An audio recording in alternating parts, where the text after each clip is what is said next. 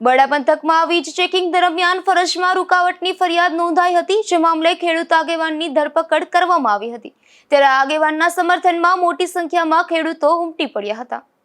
બરડા પંથકમાં વીજ તંત્રની ટીમ ચેકિંગ કરી રહી હતી, તે દરમિયાન ખેડૂત આગેવાન હિતેશ મોઢવાડિયાએ કામગીરીનો વિક્ષેપ કરતા તેની સામે ફરજમાં રૂકાવટનો ગુનો નોંધાયો હતો।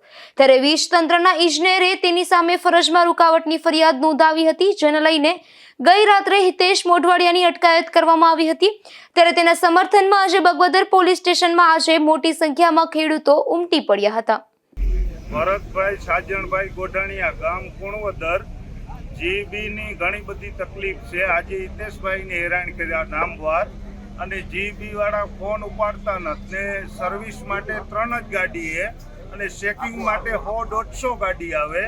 એટલે અમારી આજ જો 28-30 વર્ષની અંદર કોઈ પણ સુવિધા મળી નથી ને આ લોકોને કરોડોનો ફંડ કરવો હોય તો અત્યારે ખેડૂત થાકી ગયા મોંઘવારીથી અને જીબી કંપનીથી થાકી ગયા।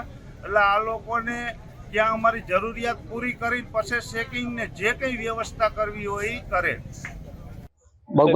બગવદર પોસ્ટ ખાતેના મોઢવાડા ગામે વીજ ચેકિંગની કાર્યવાહી હાથ ધરવામાં આવેલ, જેમાં હિતેશ મોઢવાડિયા દ્વારા લોકોના ટોળા ભેગા કરી અને વીજ ચેકિંગની કામગીરીમાં અવરોધ કરેલ, જે બાબતે બગવદર પોલીસ સ્ટેશન ખાતે ગુનો દાખલ કરવામાં આવેલ, જે અંતર્ગત હિતેશ મોઢવાડિયાની અટક કરવામાં આવેલ છે અને આગળની તપાસની કાર્યવાહી ચાલુ છે।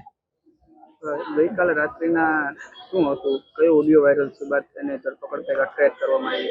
હિતેશ મોઢવાડિયાએ લોકો ભેગા કરવાનો ટૂંકમાં ઓડિયો વાયરલ કરે।